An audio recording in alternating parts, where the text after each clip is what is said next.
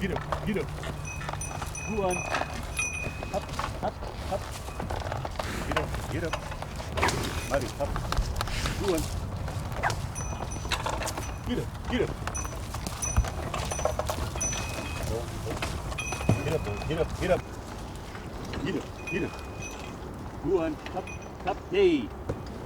Get up, boys. Radu. Go on. Go on, go on. Hey, up. Get up, get up. Get up, get up. Go on. Up. Wait. Hey, come on. Up, up, up.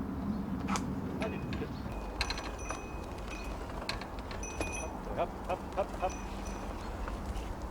Get up, get up. Go on, up, up, up. Get up, get up. Get up, get up. Fall, fall. Up, up.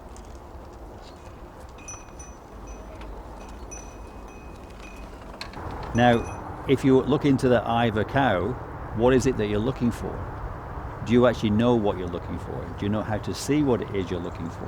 Do you know actually how to see consciousness? Can you understand what consciousness is? So if you know how to see spirit, you look into a cow's eye, you'll see the same spirits in a cow as you will see in a dog, as you'll see in a human, as you'll even see in a tree. That's why you came over, isn't it? Because last time you came, I gave you a big rub.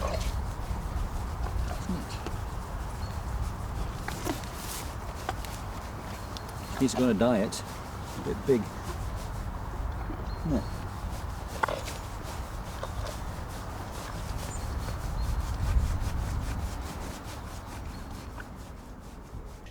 There's actually a sentient being in there looking out through this body of a cow.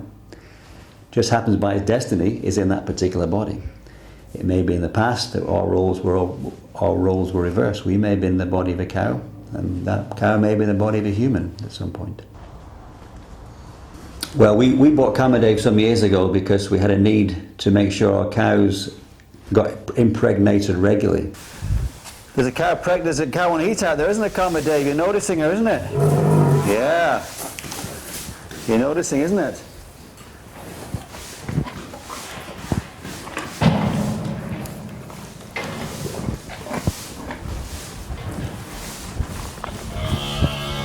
Up, up, up, up, up. Get up, get up, get up, get up, get up, get up.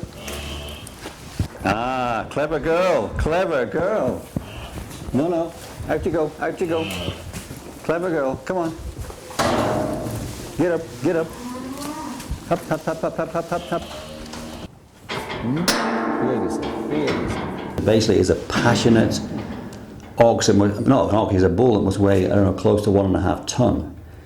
And because he's so surcharged with passion, then he's unpredictable. So my relationship with him is I'm very respectful of him. And I like to have a fence between he and I. But he's a big character. You know, like when he wants to be stroked, he can move your hand, he'll move his body in a certain way so you can stroke him where he wants to do. And but it's probably he's not thinking about what he can do for me. He's probably thinking what I can do for him. So it's kind of a bit one way in that sense. Of course, as the farmer, he's playing his part. He's basically sniffing out the ladies and he's impregnating them according to our schedule. So he's playing his role, and he's happy to play that role. He probably would prefer a few more cows. 4 years not enough to his quota. He'd like 100, but then that's what you can do here. Up, up, up, up, up, up, up, up, up. Get up, up, up, up. Get up, get up. Go on. Up, up, up. Get up, get up. I think ploughing is probably one of the most enjoyable things that bulls do, and there's something so, I suppose, fundamental about it. It's been something that's happening for thousands, millions of years, and I mean, especially like this, when you plough with bulls, you can actually hear the ground creaking, you can hear the yoke creaking, you can hear the panting of the bulls. There's something very soothing about churning Mother Earth.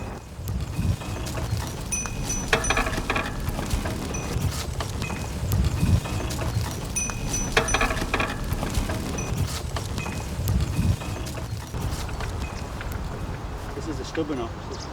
Get up. Stronger, stronger, stronger. Up.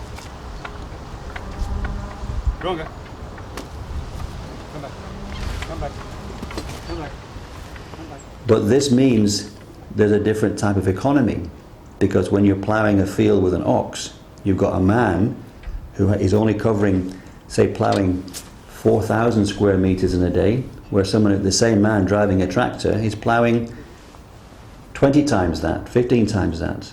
So the same land, it costs more per acre with this way.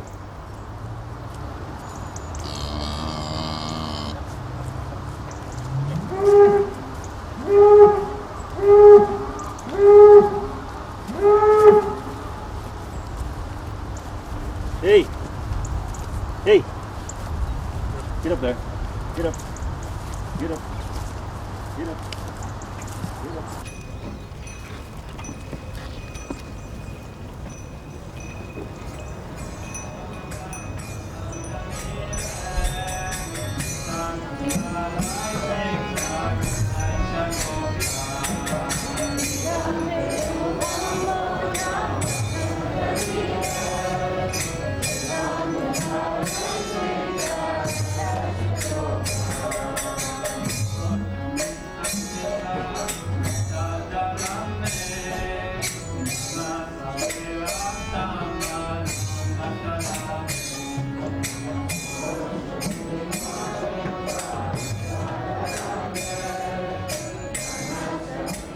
In our theology, there's the material universe, but beyond the material universe there is a transcendental eternal universe where people live eternally.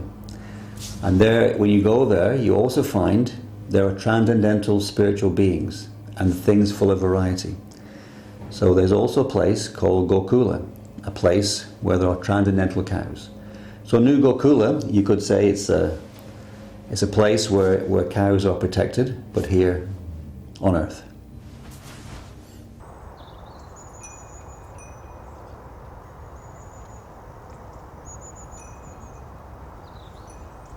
The things that we value are things that are not actually important. The most important thing to a human being actually is food. So we rank food as a purchasing thing pretty much down the bottom of the purchasing things. We spend maybe 17% of our money or less or in that region on food. Whereas in a traditional normal society, it will be 50% or 70%. And that's a bit scary for most people, because that's not what we're used to. In our day and age, you need a BlackBerry, you need a computer, you need a car, you need to go on, airplane holidays. So the idea of living a natural life where food and things around you you're dependent on, this is a difficult concept.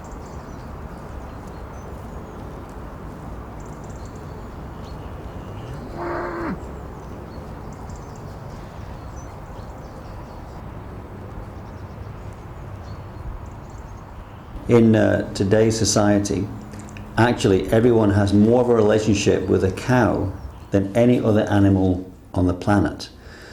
But because our relationship is through a plastic container that you buy from a supermarket, you forget that that milk has come from a sentient being.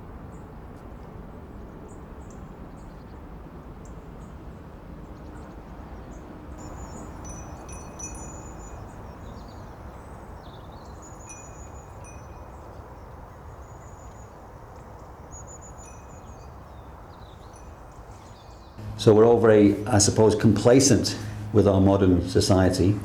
We are complacent in the sense that someone else actually is responsible for feeding us. Nowadays, people think they're dependent on the economy, they're dependent on the supermarket, they're dependent on petrol. We depend on someone else, though, to grow our food for us. So this is not a natural life, and it's a very precarious life.